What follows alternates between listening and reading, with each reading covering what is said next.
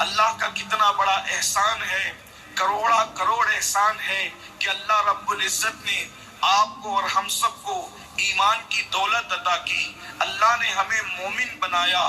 اس سے بڑا کوئی شرف دنیا میں نہ ہے نہ کبھی ہو سکتا ہے، اس لیے کہ ایمان کی دولت کا نصیب ہونا یہ بہت بڑے اعزاز کی بات ہے، بہت بڑے کرم کی بات ہے۔ یقین جانیے یہ بہت بڑا اللہ کا احسان ہے کہ اللہ نے ہمیں ایمان کی دولت عطا کی، اس لیے کہ وہ بادشاہت تو اپنے دشمنوں کو بھی دیتا ہے، وہ مال تو اپنے دشمنوں کو بھی دیتا ہے، وہ حسن تو اپنے دشمنوں کو بھی دیتا ہے، یہ اس کی تقسیم ہے۔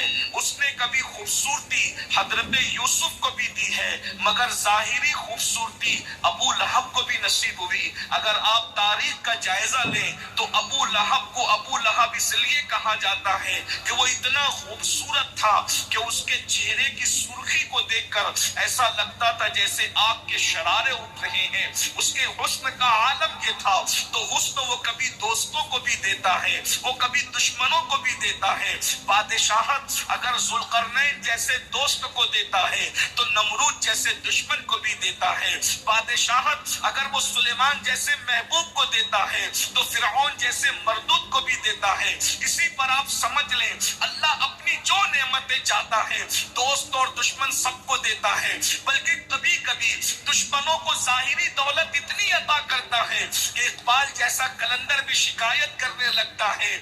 اللہ اکبر، اور یوں کہتا ہے رحمتیں ہیں تیری اغیار کے کاشانوں پر، رحمتیں ہیں تیری اغیار کے کاشانوں پر، برق گرتی ہے تو بیچارے مسلمانوں پر، مگر یاد رکھیے ہر دولت کھیت اور کھلیان دوست اور دشمن سب کو دیتا ہے، تخت اور تاج دوست اور دشمن سب کو دیتا ہے، مگر ایمان کی دولت صرف اسی کو دیتا ہے جس کو اپنا محبوب بناتا ہے، جس کو اپنا مقبول بناتا ہے۔ اور یاد رکھنا حضرت آدم کے زمانے سے لے کے آج تک جتنے مومن ہیں یقیناً سب مقدر کے بہت بلند مرتبے پر فائز ہیں، مگر مومن پھر وہ مومن جو محبوب کی امت میں پیدا کیے گئے ہیں، جو حبیب کی امت میں پیدا کیے گئے ہیں۔ اس لیے کہ مسلمانوں تم جس دن اپنی عظمت کو جان لو گے تم حیران ہو جاؤ گے۔ بیدم شاہ وارسی نے کہا تھا اپنی ہستی کا کر حسن نمایاں ہو جائے، آدمی اپنی انوار پہ شیدا ہو جائے۔ تمہیں اپنی عظمت نہیں پتا، تمہیں اپنا مقام نہیں پتا، تمہاری عظمت یہ ہے دیوان گانے عشق محمد کو دیکھ کر گھبرا گئی ہے گردش دورہ، کبھی کبھی گردن میں ہاتھ ڈالے ہیں ماہ و نجوم نے، گزرا ہے ان حدوں سے مسلمان کبھی کبھی۔ دنیا تمہیں اتنا مصروف کر دینا چاہتی ہے کہ تم اپنے آپ کو پہچان نہ سکو، تم اپنی عظمت کو پہچان نہ سکو۔ کروڑوں تاج تمہارے اسلاف کے قدموں میں تھے، کہنے والے نے کہا ہے ایسے درویشوں سے ملتا ہے ہمارا شجرہ جن کے قدموں میں کئی تاج پڑے رہتے ہیں۔ لوگوں کو اپنی بادشاہت پر ناز ہے، ہمیں محمد الرسول اللہ کی غلامی پہ ناز ہے، اس لیے کہ بادشاہوں کو جو چیزیں خواب میں نظر نہیں آتی محمد الرسول اللہ کے غلاموں کو وہ چیزیں حقیقت میں عطا کر دی جاتی ہے۔ اسی لیے تو میرے امام کہتے ہیں یوں تاجدارو خواب میں دیکھی کبھی وہ شے، کیوں تاجدارو، کیوں تاجدارو خواب میں دیکھی کبھی وہ شے جو آج چولیوں میں گدایان در کی ہے۔ محبوب کے غلاموں کی چھولیوں میں خدا نے جو ڈال دیا ہے بادشاہوں نے وہ کبھی خواب میں بھی نہیں دیکھا ہوگا۔ ہے کسی بادشاہ کی چھولی میں یہ کہ اگر ٹھوکر مارے تو مردے کو زندہ کر دے، اگر یہ نعمت کسی کی چھولی میں ہے تو محمد الرسول اللہ کے غلام شیخ عبد القادر جیلانی کی چھولی میں ہے، ہم جسے غوث الاعظم دستگیر کہا کرتے ہیں۔ کیوں تاجر ہے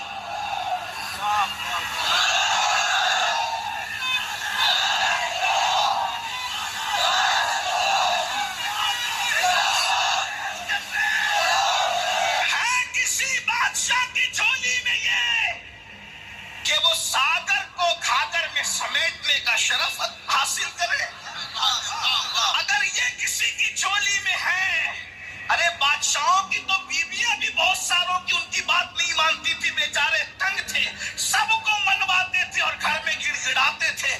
اگر نام لوں گا تو آپ حیران ہو جائیں گے کہ جس کو لوگ دی گریٹ کہتے ہیں اس کی مہارانی بھی اس کی بات نہیں مانتی تھی. لیکن یہ تو نبی کے غلام کی شان ہے کہ مرید کو کہتے جا اور انا ساگر سے کہنا کہ میرے کوزے میں سمٹ آ، تو ساگر سمٹ آیا. اسی کو بریلی کے قلندر نے سمیٹ لیا. ہزاروں اس طرح کے واقعات بیان کروں تو وقت نہیں ہے، لیکن اتنا ضرور ہے، کیوں تاجدارو خواب میں کبھی دیکھی کبھی وہ شے، کیوں تاجدارو خواب میں دیکھی کبھی وہ شے جو آج جھولیوں میں گدایا نے، آج جھولیوں میں